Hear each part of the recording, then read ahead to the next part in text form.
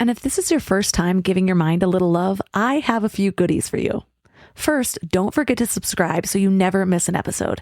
And second, sign up for the Morning Mind Love. Think of it like a weekday oracle from your highest self to help you start each day with a positive focus.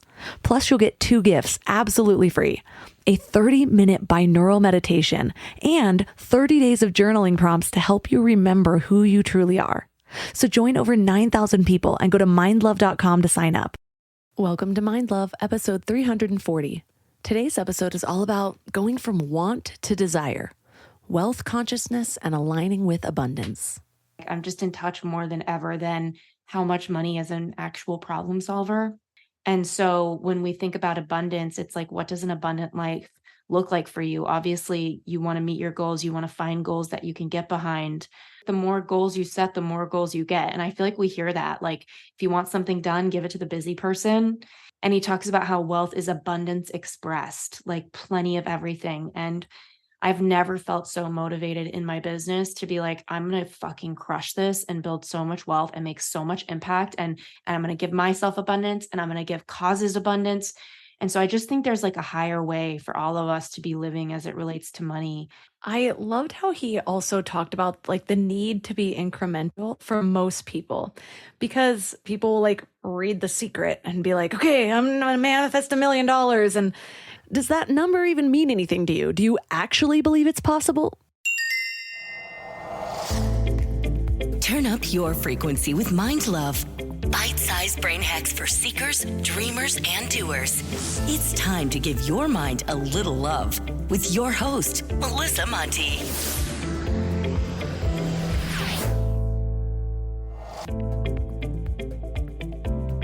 If this is your first time giving your mind a little love, don't forget to subscribe to the show. Mind love is a habit, and the more you give your mind that love and intention, the better you'll feel about yourself and your life. Plus, it's really a win-win because more subscribers means Mind Love attracts even more amazing guests to bring you their wisdom. So don't forget to subscribe. And if you want to earn some positive karma today, please leave a 5-star review. You have no idea how much these mean to me. Seriously fuels me for the whole week. Have you ever wondered why some people just seem to manifest abundance with ease, while others get caught in the same old mess of financial struggles or personal dramas? How is it that the same opportunities, the same world can yield so many different outcomes? It's like we're all standing in this orchard full of apple trees, but some of us leave with baskets filled with fruit, while others trudge out with just one lonely apple. What's the deal? Remember, this is a space we've created together, a no judgment zone where it's okay to admit that, yes, I've screwed up, I've hit bottom, or maybe I'm still digging. I've been there, lying awake at 3 a.m., buying into that inner voice telling me, you should have more by now. Why aren't you further along? And that pity party sucks. It's somehow both loud and lonely, and you leave with a not-so-goody bag of fear, doubt, and good old self-sabotage. But here's the thing. What if the missing piece isn't some secret sauce or stroke of luck, but the way we wired ourselves to see the world around us? It reminds me of being a kid on a hot summer day, holding on to an ice cream that's melting faster than I can lick it. I had my heart set on this treat. I even chased the ice cream man, and now I'm starting to panic. I somehow managed to get the thing I wanted, but I just couldn't hold on to it before it slipped away. How many people have this same experience with money? It's why people who win the lottery or inherit money often end up right back where they started. Because wealth is a consciousness and money is an energy. So today we're dissecting the impact of our subconscious money patterns and how they carry the weight of our past into our present, for better or for worse. And what happens to us and to our dreams when we actually move from a mindset of scarcity to one of abundance. We're also throwing in a curveball about multiple worlds, quantum leaps, and the implications they could have on you manifesting your deepest desires. But for now, let's start at the beginning with a single apple and the belief that there's a way to leave that orchard with so much more. You may recognize our guest, one of my dear friends, Ashley Stahl. She's the author of U-Turn and the host of the podcast of the same name. She is seriously a powerhouse of inspiration, and she writes TED Talks that will get you on that stage and help you go viral. We've decided to introduce a new flavor to both of our shows. Every now and then, we're going to do our own little version of a book club. So today, we're going through one of my newest favorite books, Happy Pocket Full of Money. 3 key things we will learn are how to master your mental muscles to unlock a world of focused achievement, the implications of quantum physics on wealth, and a 5-minute practice with the power to reduce stress and enhance focus.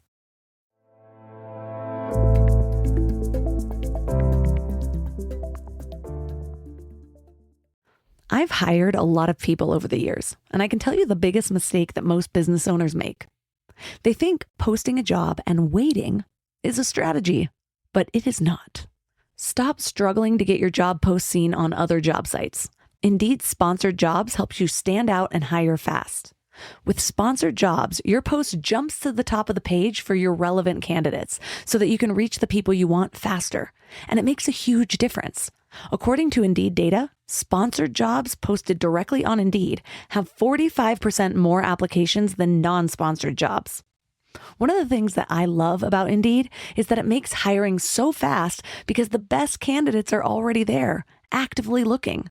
Plus, with Indeed sponsored jobs, there's no monthly subscriptions, no long-term contracts, and you only pay for results. How fast is Indeed?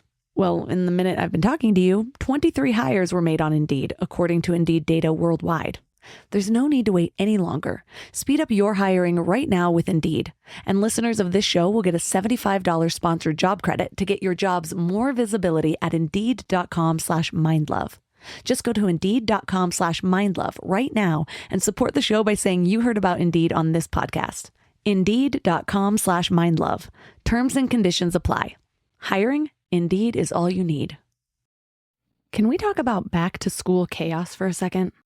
The kids are getting back into routines, everyone's schedules are crazy, and suddenly you're supposed to have dinner on the table every night like some kind of magician. But want to know what I figured out? Shopping, planning, and cooking food really can be simple and stress-free, which is why I love Hungry Root. Hungry Root takes the stress out of mealtime by filling your cart with personalized picks and planning your week of meals, getting smarter with every order. With over 15,000 recipes to choose from each week, many ready in just 15 minutes or less, it's a huge lifesaver on those busy weeknights. I personally love their Smart Cart technology.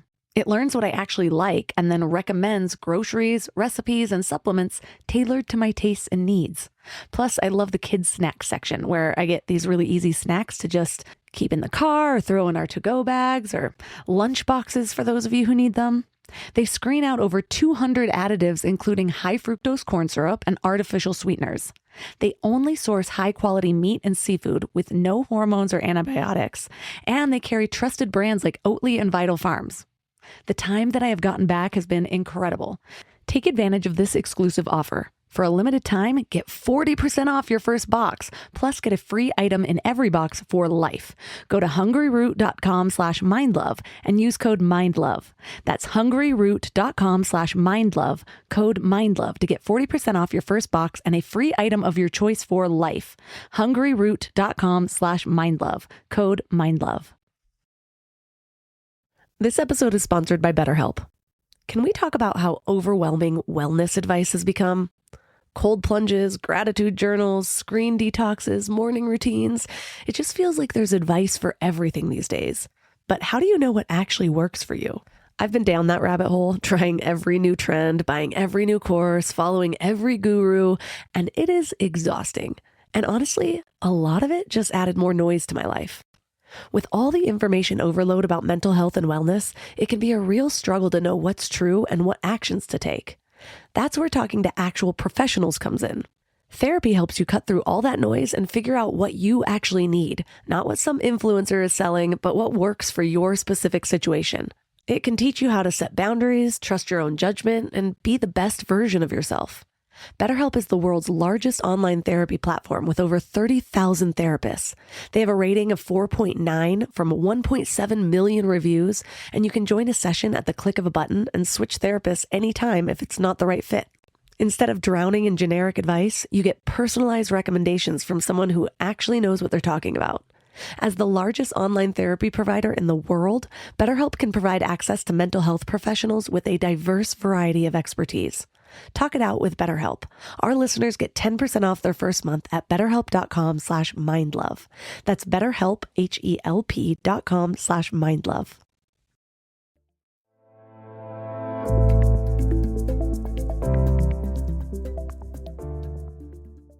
And now let's welcome Ashley Stahl back to the show.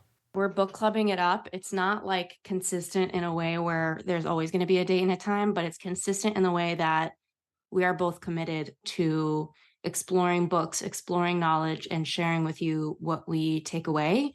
So Melissa and I over here, we just read A Happy Pocket Full of Money by David Cameron Garandi. I hope I said his name right. The subtitle is Infinite Wealth and Abundance in the Here and Now.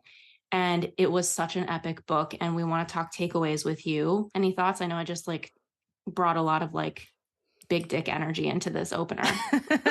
No, I love it. And I have been wanting a book club partner for a long time. Shane and I share books a lot, but we don't even always have time to sit there and just flesh it out. And it just seems like a waste of conversation if we're not recording it and sharing it with other people, because this was one of those books that had, even just the first hour, I just want to listen to it over and over again or read it over and over again, because for me, there are multiple things that I need to believe in order for me to put my full effort towards something and not self-doubt. And those are, I need to believe that it's generally possible. Mm-hmm. I need to believe that it's possible for me. And I need to believe that the path that I'm on is helping me to get there. And so if I don't have those three things, then I'm kind of well, is this worth my effort? And this beginning where they really break down just the quantum physics of the energy of money, of the way the universe works, is this necessary step for me to really understand the full power of the mind, and that everything that I'm working towards is going to be fruitful. Yeah, I love that so much. And another thing that gets me thinking a lot about is where you are when you're listening to a book like this or reading a book like this. So it's interesting because I know that I've been on the show Mind Love and you've been on U-Turn before. So everybody who's listened, I don't want to assume they have, but I lost a ton of money and my mindset couldn't keep all of it. And at the time that I lost all my money, I had to give up my apartment. I had to give up my car. My sister died. And I called off a wedding to a guy I was with for 5 years. This was before I met you, Melissa, which is crazy because I met you right after all that. We've been friends for a lot of years now, actually, which is crazy. But yeah, so I went through a slow simmer energy in my business. And what that looked like was, as a career coach, I was selling career coaching packages and I really enjoyed doing it. I was really good at it, but I was also coming from a place of I didn't want to play big in my business. I wanted to let the leads come to me and for me to serve the ones that were aligned and let it be simple. So for 3 years, I worked very part-time and let my body recover. And obviously not everybody has the luxury of doing that. So I am aware of how grateful I should be for that. But then I had a quantum leap. I decided for the first time when my energy started coming back, it literally took 4 years for it to come back, that I wanted to help people write and book TEDx talks on stage.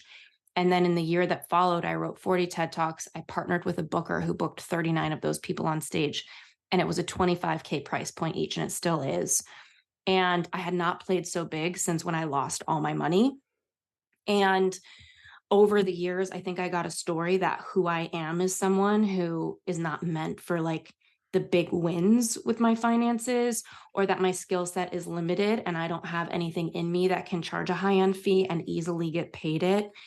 And when this TED idea came to me, I feel like contemplation is such a real thing. We need to contemplate for a while. Therapists talk about pre-contemplation before you even realize you're contemplating. But contemplation for me with this TED idea was 3 to 4 months. Then I put it out there. And then 3 months later, I booked 20 people. And it was effortless. It was the easiest sell I've ever had. And I'm so good at it and I'm enjoying it. And I pulled some speechwriters from when I worked for Obama and brought them over to my team. And it was just this awakening of oh, wait, I haven't peaked and there's so much more available for me. And I had this moment when I was packing up my New York apartment before I moved back home to LA. I was sitting with my girls over breakfast And I was telling them, oh my gosh, so many people are signing up for this and I'm enjoying it so much. And they're so happy and they're getting booked on stage and it's helpful for their career, da da da da. And they're like, well, yeah, this is who we see you as.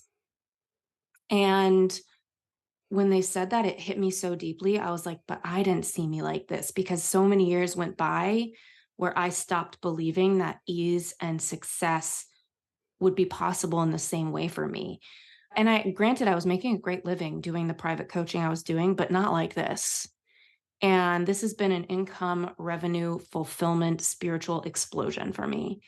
And that's what I want for so many people. So reading this book, like, really helped me anchor back into how much, like, when we don't have an idea, our responsibility is to get into the vibration of our best selves, our best energy, not from a place of pressure. Cause I feel like personal development can be so toxic, of like, be your best self. And it's like, all that is a mask for not accepting yourself, you know? So yeah, this book came in for me. If you are listening to us talk, and well, it's me talking, I'm just like monopolizing you, Melissa, but like, if you are listening to this conversation and thinking, I am so stuck with money, or I don't have a vision for myself, or I'm burnt out, you don't need to know what you're going to do next, but you just need to get committed to believing that there is more next. And that is what this book did for me, like, really solidified all that. My background with money, I've really been digging into it this year. The quantum leap you're talking about, I feel like I'm just on the precipice of that. Well, Yeah. it really depends the way I'm looking at it. And so I'll explain. First, my history with money, like, my parents were fine. It's not like they were like, I don't even know if they were upper middle class, just middle class, like, not struggling for money. My dad was struggling for money. So I always saw this comparison, and it made me fearful of being, when I'm a child, the only word I had for that was poor. You know, my dad was poor is how I looked at it. And my view on entrepreneurship was that it just wasn't something that worked out. I remember my parents joining Amway, multi-level marketing, and going out prospecting at ice cream shops, like, just hoping to this conversation. And so I started to even equate it with this version of shame, because I didn't like watching that. Like, it seemed like begging in a way, like trying to convert somebody getting ice cream with their kids to your multi-level marketing company just wasn't for me. Didn't see them have any success. I remember my dad coming over once, showing some business idea to my mom. And when he left, I was really excited because my dad had never really had money.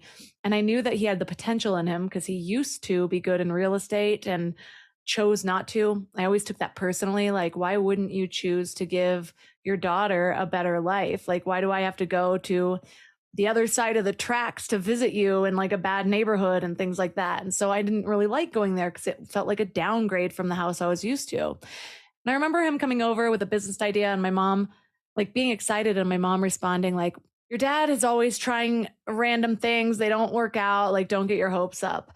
And so that was the energy I carried with entrepreneurship for a long time. But for those that know my story, because of this trouble I got myself in by living with my ex-boyfriend who was getting into a bunch of trouble, I was forced into it because I was like, okay, I'm not going to explain a criminal record on 2 lines of a job application.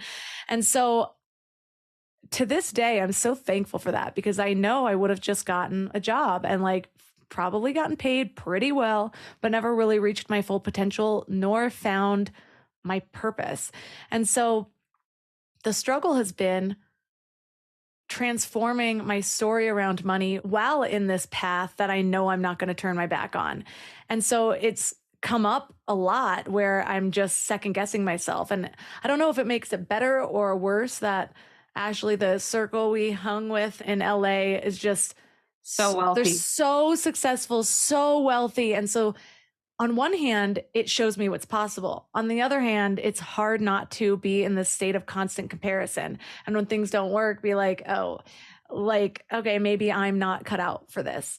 And so the last few years have been interesting because I start Mind Love and I grow it so quickly that I become known in the podcasting circles, speaking at podcasting conferences.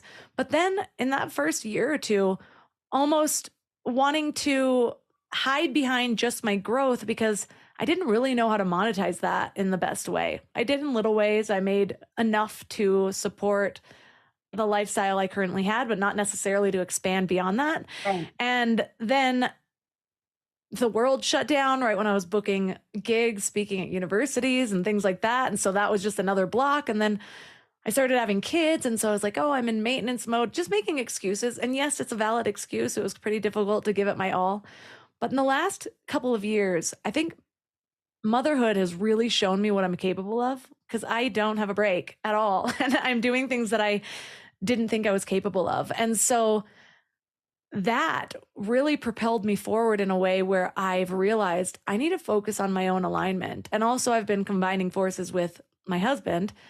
And so, in the last couple of years, his business, both of our help has been skyrocketing. And so that's shown me, okay, yes, I have my hand in here and that we can do this. Like we're doing well with that. And now I've been shifting it back to my own business. And what I'm currently working on is my signature program, the highest level that I can serve. And so I'm really excited to be launching that in the new year. But the most mind-blowing part is I can feel the shift. And like right now, my lifestyle is I wake up at 5 a.m., I meditate and I do a visualization. I've been using the Silva method, which is really fascinating, by the way. Yoga, like I meditate whenever I'm like frustrated, which is just more meditation than I've ever done, probably over an hour a day just in meditation. But the guidance I've been getting from the universe, just the feeling, the visions that I'm getting have been so profound. So I just can't wait to see how this next year unravels. That's such a good feeling. I feel like it's like we operate in these stages, right? It's like we're in the stage where we don't think it's possible, or we feel burnt out, or we feel stuck, and we don't have the ideas. And I feel like the worst thing you can do in that stage is like pressure yourself to have the ideas. And then we kind of get into the stage that you're in where like we're starting to get ideas and we kind of feel like we're almost ready to take action. And I feel like it's so toxic sometimes, like on Instagram, it's like, take action, start before you're ready. And there is something to that. But sometimes there's just like a dignity to our process. And in this book, like there was a few things that I really loved that he talked about. One was he talked about like, I thought this was going to be a book of just about money, but it was really a book about visualization. Didn't you think?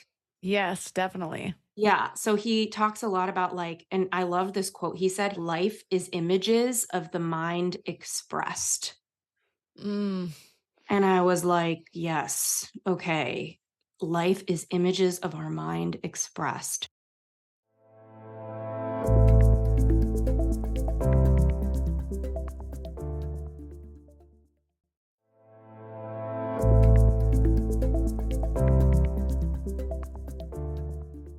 Life is images of our mind expressed. And that got me thinking, like, what images do I want to put in my mind? And what images do I want to take a snapshot, almost like I'm holding a camera in my mind, snap, snap, snap, and like hold those images near to me. One thing that I'm manifesting and working on and taking action on is my dad lost our house when I was a little kid. And then when I lost all my money, I let go of my place. So I'm working on buying my home this year. I've actually invested in real estate with my little brother, but none of them are the homes. And I'm grateful for that. But nothing feels like this is my home. And I've yearned for a home ever since I was a little girl because we had none.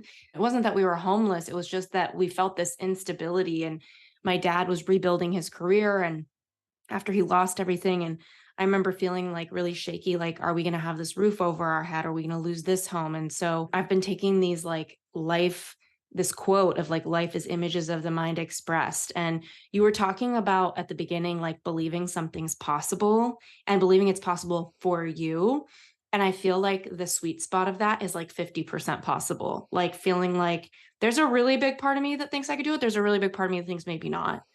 And I feel like that's like a good spot to be. And so for me, I'm picturing like, what is that home? What is the view? What does it smell like? And I'm closing my eyes and I meditate for like 10 minutes. But in the last 2 minutes, I let myself just visualize and get out of that meditative state and into just like visualize, visualize, visualize.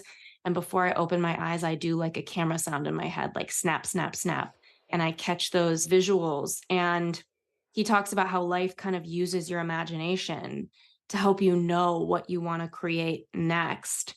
And I wonder how many people who are listening are actually visualizing on an ongoing basis.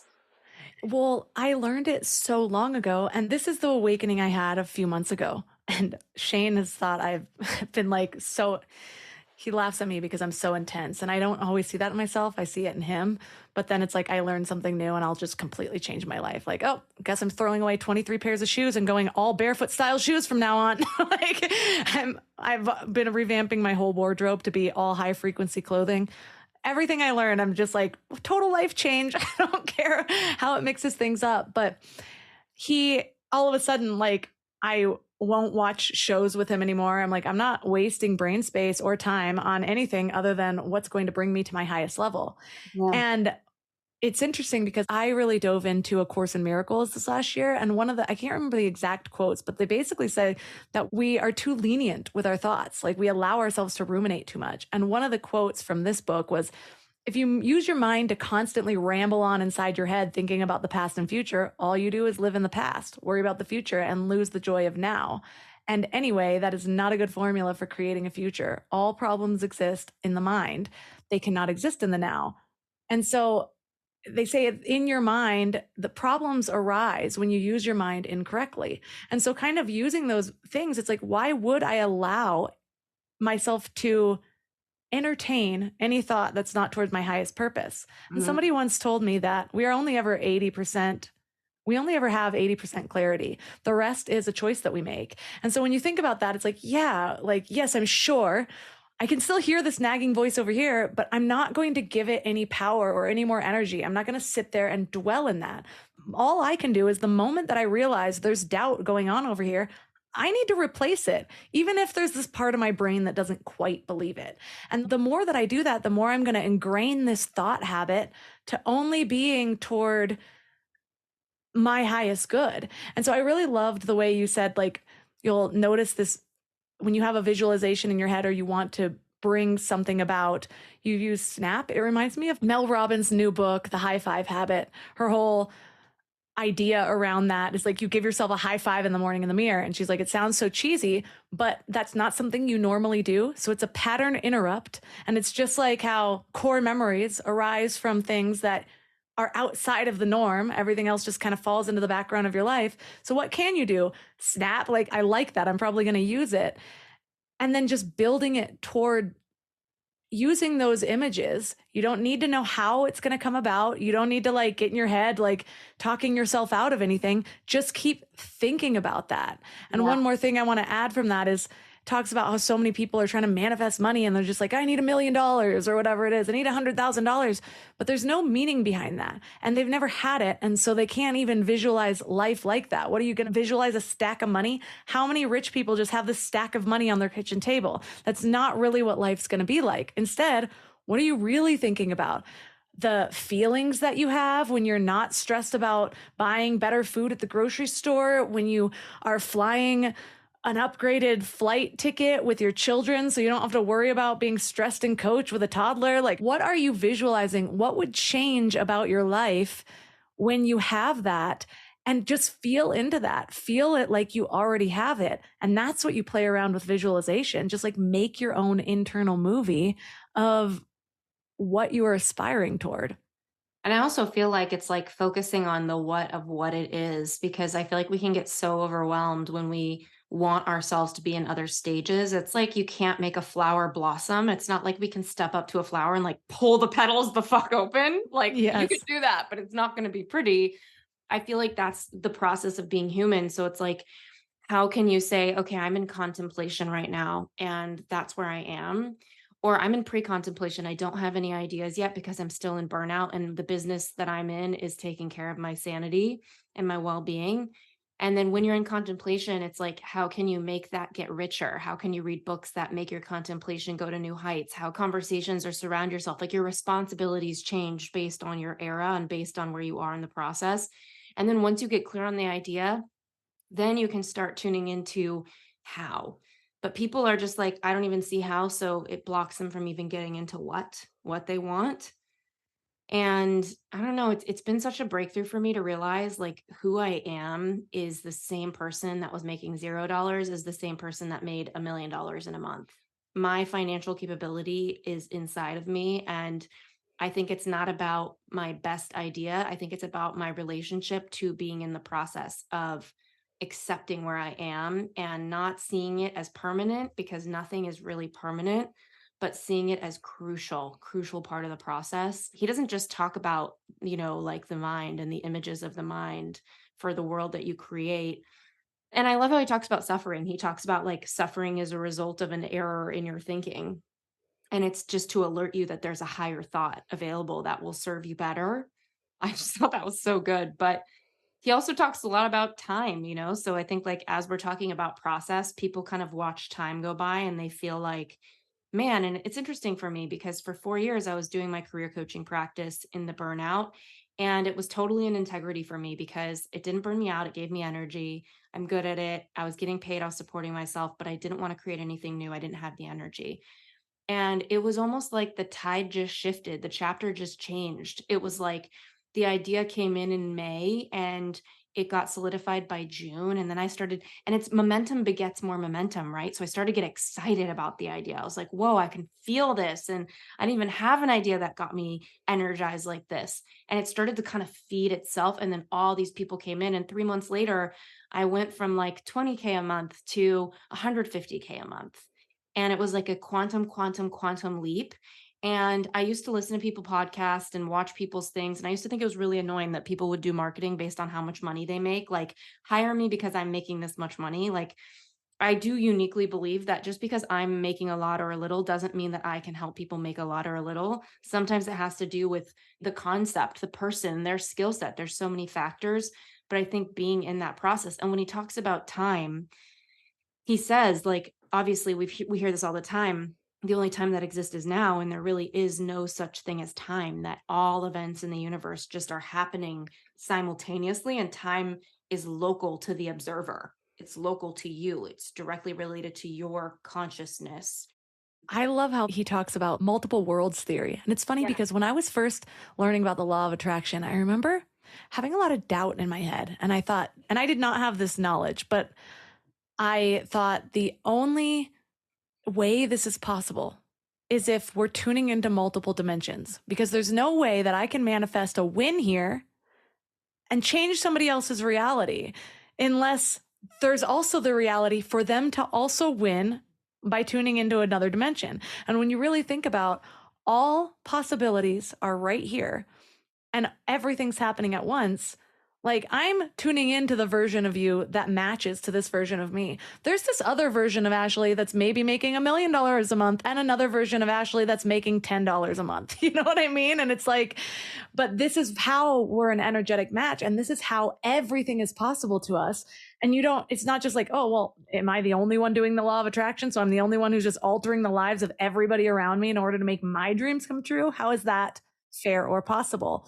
So I love that. And the other thing that I have been very conscious of since reading the book is even just the way I frame my desires. And so whenever I hear myself saying want, I've been altering it to desire. Some of the quotes that I wrote down were, it's hard to have what you want when you want something you've never had. That's why it's important to shift states. You must shift from wanting to getting. And then once you're in a state of getting, you will have. Wanting represents a perpetual state of not having. And so many of us get in this habit of thought where we're like, I want this, I want that. And then we wonder why it's not coming to us. Well, you're not feeling into the correct energy. You're feeling into that state of not having. That's what wanting means. It's thinking about something that you do not have.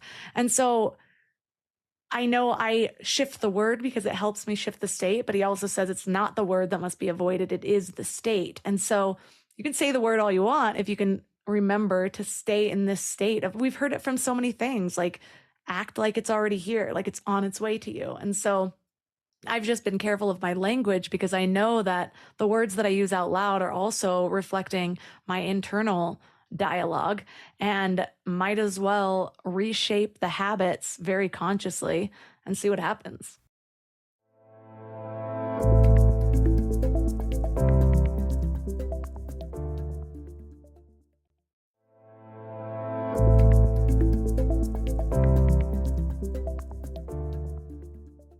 Yeah, I love the quotes about wanting and this implicit belief that when you're in wanting, you're also in not having versus like the frequency of desire. It's such a fine line because I don't want to be someone that's like tiptoeing around my words. Like, cause there's kind of like a weird thing to it where you're like, you see people that you're like, I get to wake up today. Like people do that. And it's like, okay, it's okay if you have to, like, and you feel that, and that's a responsibility. But I love what he talked about. And he also talks a lot, we were talking about desire, he talks about goals and like setting goals that are higher than your present reality, and like how hard work by itself is not necessarily the key to wealth, that it's like wealth consciousness. And I was goal setting in the right way is just kind of like your map towards being a part of this wealth consciousness. It's interesting because I realized that like when I listen to books like this, and I like to listen to it when I'm driving, all I really need is like 10 minutes a day and it gets me in the vibration. And if I don't listen for a few days, I'm out. I'm not in the vibration anymore. And I was just thinking, I'm like, we're so lucky that we live in a time where so much of this is available. And I feel so self judging right now to even talk about this because I know the world has so much going on. And I'm like, here I am in the corner working on my wealth consciousness when some people don't have roofs over their heads, some people, but more than ever, I've been motivated to make a lot of money because I want to give back to these causes. And it's interesting because in my 20s, people would talk about the more you make, the more you can serve. And I used to not have enough money to pay my bills. So I'd be like, I'm not thinking about serving anyone. I can barely put food on my own table. But as you get older, you do start to kind of have those moments where you're like, what the fuck is the point of all this? What's the point of making all this money and having all my needs met and not giving back to the world? And so it's interesting. I actually had this really moving moment a couple days ago. I got a cold call from St. Jude's Hospital. And it's funny because I was thinking about them the other day. I haven't done my QuickBooks yet to look at my accounting. And I couldn't remember if I was a monthly donor to them or just a one time donor. And I wanted to be a monthly donor. And I got this cold call. And imagine women who are cold calling for nonprofit money. It's probably a tough job. So she calls me and I'm like, "Oh my gosh, I've been really wanting a call like this." And I just heard her be like, "What?" You know? And I was like, "I actually have been wondering if I'm a monthly donor or a one-time donor." She's like, "I see that you donated $500 once and we just wanted to thank you for that." And I'm like, "Oh, well, is there any way you can help me set up a monthly donation? But I'm a little bit scared to give you my credit card over the phone because of the world that we're living in, nothing to do with you." She's like, "Yeah, no problem. I'm already in the system. I don't even need your credit card number." And I'm like, "Oh, great." And so she's like, "How much do you want to do?" I'm like, "I don't know, $50 a month." And I'm like, "Actually," and by the end of the conversation, I'm like, "Let's do 100 a month." And I could hear her like feeling her job meaning something today. I could hear how many calls she had to do to get my call. I could feel it. And I was like, yeah, I'm high on my own supply. Like, this is what life is about. And people talk about it, but I almost think people need to read their audience when they're doing the like make a lot of money, give back talk. Because when you're doing it to an audience that's like early in their career, like I was, it's like it's not going to resonate. Like, I'm fucking broke. I cannot afford to think about all these causes when I literally can't put a roof over my head. And people are like, it's never too late to start investing and giving back. I'm like, how am I supposed to invest if I can't pay my rent? So I remember this one time early in my career, I got 3 speeding tickets in a row, which obviously sounds pretty bad. It was just like Lemony Snicket's unfortunate series of events. Like there's this one turn in Malibu where like the speed limit changes and whatever. Long story long, I got 3 speed tickets. I couldn't afford them. It was like $1,000 combined. And I haven't gotten a speeding ticket since because I have like a trauma response to police officers now and to speeding. But that was like 15 years ago, and I just remember not being able to pay the tickets and having a total, like, depression meltdown and going to therapy and my mom offering to pay for it. But just, like, thinking to myself, "Wow, I can't even imagine making so much money that I'm in overflow and that I'm giving back." And now more than ever, when I look at what's going on in the world, and by the way, what's going on in the world is not what's going on the news. That's what's going on the news. Like 50 million people right now are being trafficked and they have no rights over their bodies. That's more than the entire black slave trade, which is wild. Like I studied the black slave trade. So in college. So for me, thinking about 50 million, mostly women and children who don't have rights to their bodies, who don't have advocates, who don't have support. I met this woman once who she was in Atlanta and she told me that she's in an organization that at night she works with police undercover as a volunteer, and the police wait for the pimps to go away, like to change streets, and then they send the volunteers out, and the only skill you need is like a really good ability to have a conversation to sway the women being trafficked to come to the safe house and like restart their life. And I remember being like, all I have is my time, and like I wanted in my own greedy, but also generous way, the fulfillment of that. But now I'm so much more attuned to like, I'm thinking about all these like innocent lives in Gaza or in all these war zones, that how can I give an amount of money that actually makes an impact? Like, and it really, really, really motivates me. And I've started to tune in to how much entrepreneurs and even, just people in corporate, how much power we have to like really solve some serious world problems. Like I think about the pharmaceutical space, and like I have a family member working in pharmaceuticals. She works in compliance. And I've heard the worst horror stories from her. Like she was telling me that like, and I'm going to butcher this because I'm not a scientist, but there's a range. So let's say it's like zero point zero 0.01 to 0.05 is the safe range. And anything above 0.05, bacteria can grow in this thing and people can't take this shot. She was talking about a widespread shot and how it was like 0.051, like it was out of the numbers that it was permitted. And she was bullied and cornered into signing off on it. And she didn't want to do it because it's literally illegal. And just like listening to her talk about the pharmaceutical space and like, You seen Dope Sick on Hulu? no, but I really want to. Oh, that's a good one. Just watch any of these, The Bleeding Edge, Dope Sick, any of these pharmaceutical undercover things. It's wild. It will give you insight. And it is not just that one that they are profiling. It's Right. so many of them. And people are so, I hesitate to use the word indoctrinated because people are triggered by it, but it's like we're told the same messages from the time we are born in the same facilities that they are pushing these things. And so like we are just told the same thing, to where it's so hard to break out of this idea that it might not always be in our best interest, that there might be anyways, continue. No, I'm so hearing you, and like I'm so with what you're saying. And like it's interesting because I was thinking about companies like GoodRx, like whether they're doing a good job or not, I have no idea. But this idea that their intention is to create transparency around pharmaceuticals and pricing. And I was just thinking like there are so many ways that entrepreneurs are looking at problems and saying, how can we make a lot of money for our company, employ a lot of people, and solve a really big problem in the world? And I don't know, it's interesting. Like I'm just in touch more than ever than how much money is an actual problem solver. And that's just the fucking fact. And so when we think about abundance, it's like, what does an abundant life look like for you? Obviously, you want to meet your goals, you want to find goals that you can get behind. He talks a lot about failing to plan is planning to fail, but he kind of comes back to visualization. Like, how do you master the skill of visualizing and setting the goals together? And he talks a lot about like the more goals you set, the more goals you get. And I feel like we hear that. Like, if you want something done, give it to the busy person. And he talks about how wealth is abundance expressed, like plenty of everything. And I've never felt so motivated in my business to be like, I'm going to fucking crush this and build so much wealth and make so much impact and get so many people on the TEDx stage. And I'm going to make impact in their words, and they're going to share a message to the whole world. And I'm going to take all this money and I'm going to give myself abundance, and I'm going to give causes abundance. And so I just think there's like a higher way for all of us to be living as it relates to money, remembering that it's just about, I don't know, like constantly doing this work on your mind. I loved how he also talked about like the need to be incremental for most people. Yeah. Because again, people like read The Secret and be like, okay, I'm gonna manifest $1 million. And it's like, what does that mean to you?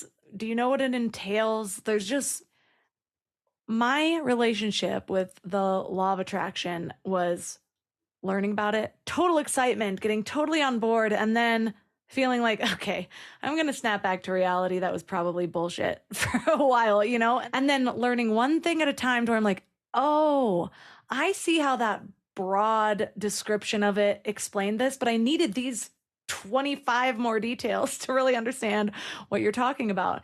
And so again, it's like for most people, you got to know what it feels like if you're going to be in that state of having to actually attract it to you, number one.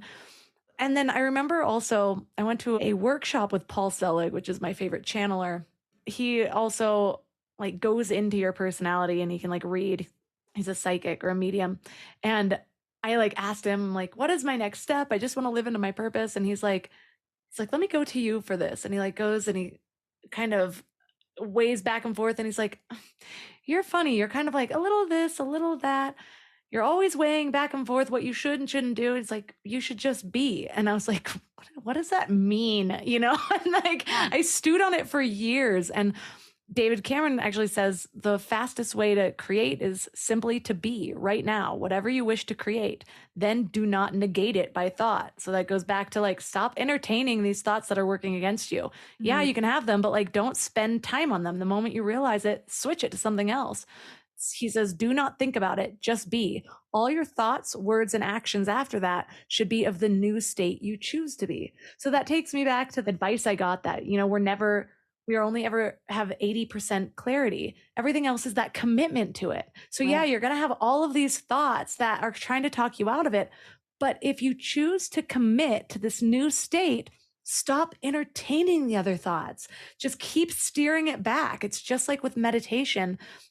Meditation is a practice of focus where so many people think they're just supposed to clear their minds. No, you're going to have a crap ton of thoughts through your meditation practice. Your job is to steer it back to the mantra and you're training your mind to focus. And the more that you do it, you're able to focus on this one state, this one way of being, which is why meditation ends up being so helpful for creation of your life. It's so good. And like, there's so many different ways to like bring meditation into your life, to practice meditation. I feel like sometimes people think it's just about like sitting in silence. I told you I'm certified in meditation. You saw that I did that, right, Melissa? Did I I? think I did see that. Yeah, it was one of my little moments where I'm like, I'm gonna try this on. And it's interesting because there's guided meditations. So, like, you can get a free app like Insight Timer and just commit to 5 minutes a day, type in a different theme in the app and just listen to 5 minutes a day and make that a habit. And, like, you were talking about incremental goals, like maybe it's just a little listen in every single day for a little while. But I do think that if you start your day at a threshold of like a 7 and you don't realize at a 7 out of 10, that's where you're at,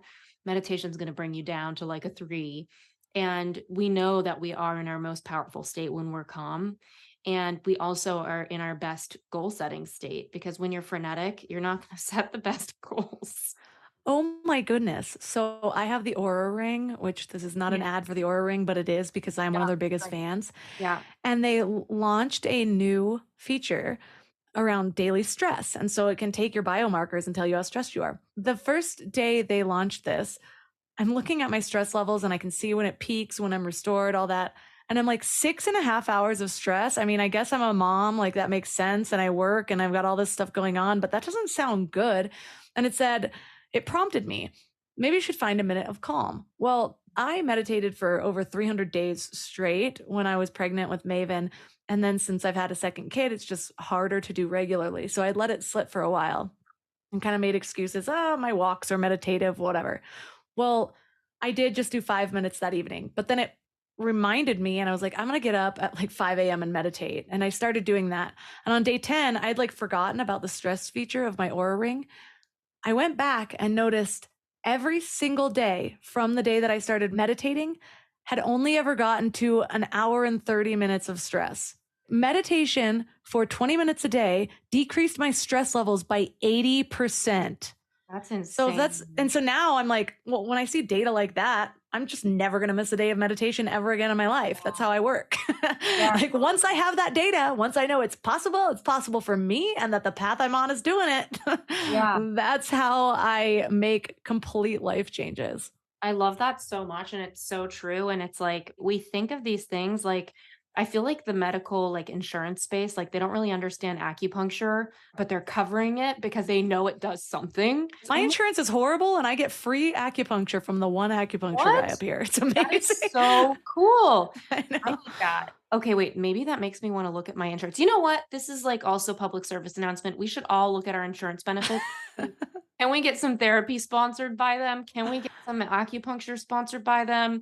Maybe they'll pay for an Oura ring or a gym membership. Like, let's get curious. But yeah, there's so much in this book. They talk a lot about being, like the step one of wealth creation is being, and being is in a state. And I think that really comes back to this meditation thing. And like being wealthy is just like an internal state. It's a state of being. And it's really the first step in being able to create the wealth you want. Now that I'm starting to understand it more, whenever I feel myself feeling stressed or anything other than amazing, I have trained myself for a thought that it's like, are you thinking or being? And you can't really be doing both at the same time. And so it's just a reminder to come back to the present moment. And there was this line in the book that reminds me of the first quote that you shared, which I don't remember what your quote was, but I remember it reminded me of the one that he said, basically, your life right now is in perfect alignment with your thoughts, like with your ways of thinking. So if you have a problem with your life, any aspect of it, that should be your sign that there's something, you're having an error of thinking in some way. I also realize that it's hard to have these conversations. I'm always kind of balancing of like, it seems like when you have a public platform, there's so much where it's like, oh, you got to make sure that you're not triggering these people or whatever. But it's like, there's always going to be people in a state of survival. Yeah. And I will say that in my state of survival, well, I've been there many times. Yes, I was triggered and I would resist so many, I don't know if I could call them high level conversations, like higher consciousness ways of thinking, because I couldn't get there. And they also planted a seed, and it's what grew until I could actually get there. And right. So I know it's still like touchy grounds when they're like, I can't figure out how to put food on my table. And you're telling me to, oh, stop thinking and just be. Like, it sounds like such a silly platitude in the moment. Yeah. Yeah. But then it's like, just let it sit there. You don't need to know what to do with it, and welcome all of the resistance. Like, welcome that. Let it stew around in your head. Then ask yourself, is this working for me? And I know like it's not this overnight thing all the time, but toggling between these higher states of consciousness and my survival mode is really what helped me move beyond the survival mode. And again, it wasn't right away. And I went through all these ups and downs of feeling like I was calling BS to all of the law of attraction type things. So to this day, I still I'm almost triggered by the phrase law of attraction because of my relationship I had in the beginning. So excited. And then really clearly isn't working in my studio apartment, well, this absence of evidence is not evidence of absence. That's the thing that gets us stuck, is we stop taking action on what we want. Obviously, you need to be smart and say like, okay, maybe my business idea is in alignment with the market, but also getting more curious of, instead of this doesn't work, how can it work? Like asking yourself better questions, And it's kind of like when I started yoga, you get into a pose and you're like, how is that woman 3 mats down holding herself in this pose when I am can't even stabilize? And then I do it longer and longer. And now it's like, I can move from one-footed pose to a one-handed pose, things that people don't think are possible with their bodies. And now it just comes second nature to me. I've been doing this so long. And the reason that illustrates a point for me is because that takes years and years of finding all of these muscles that you didn't know you had. Right. And I feel like restructuring your thinking is years and years of identifying all of these limiting beliefs that you didn't know were blocking you. Right. And David Cameron says, to the extent that your thoughts are not conscious, deliberate, and focused on any topic, you will be affected by the outcome of the thoughts of other people. And that just reminds me where it's like, when you first start any of this work, a lot of your thoughts aren't conscious, deliberate, and focused on one topic. You're used to being swayed by the next shiny object and by what your best friend thinks is awesome and whatever. And so it's about training it, and it builds over time. You're not just going to all of a sudden be laser focused in your thoughts, behaviors, and being. That you need to build each individual muscle until you realize that everything is working together so cohesively that you can stand on one foot in your mind. Oh, this is so good. I'm so glad we are doing this book club. And I feel like anyone that is resonating, like message Melissa and I, like let us know what books you want us to read and talk about. I think we need to do more like manifestation, visualization, because I feel like all these authors have different thoughts on it. But I I want to just, go back to our book list and I know. refine again. Right? I feel like there's no one I could do this more than with you because, like, we just have such a like, it's just so cool that we get to talk about this. And hopefully, I would love to hear from anybody listening just to get some tips on like how we can best keep doing this. And it's really cool too because it's forcing me to read. And I need that because I'm writing so many TEDx talks and getting so many people booked right now that like I'm reading their books, but I'm not reading for me. And so doing this with you is like making me read for me. And that's just been epic. So we love you guys, or all of you. I feel like it's 2023. I don't even know if I can say you guys, everyone, all of you. Y'all. We love all you legends. Hello, legends. And thanks for listening to Mind Love Podcast and U-Turn Podcast Book Club collaboration.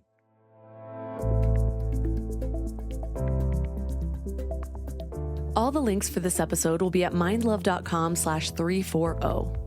Your challenge for this week is to just be more conscious about your thoughts around money. What feelings drum up when you think about money?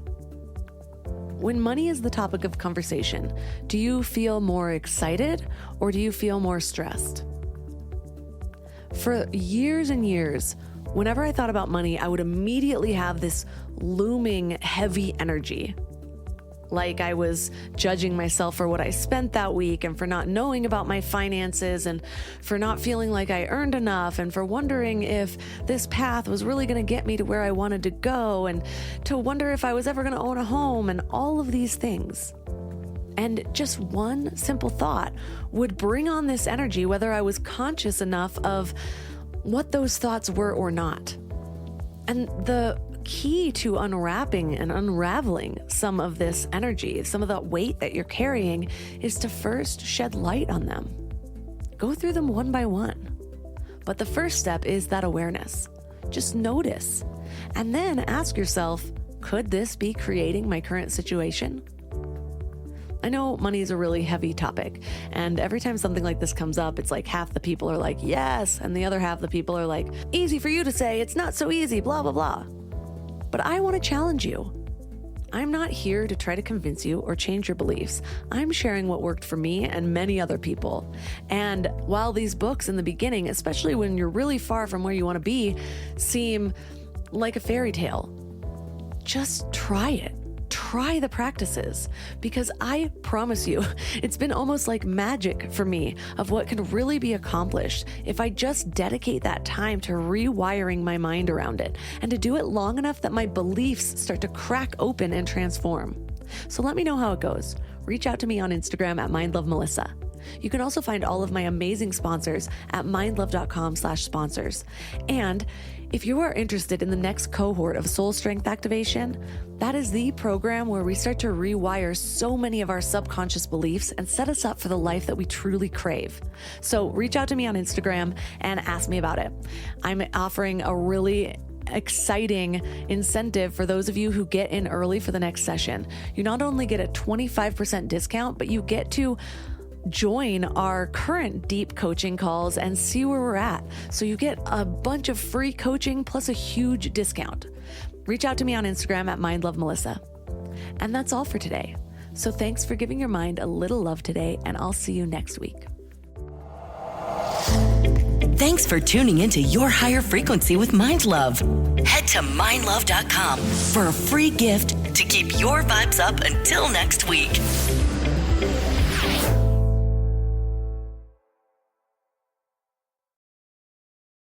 In the time it takes you to actually board that flight from Group 8, Now boarding Premier Altitude Elite Club members. you could have bought a Hyundai on Amazon. Yes, that Amazon, where you buy everything else.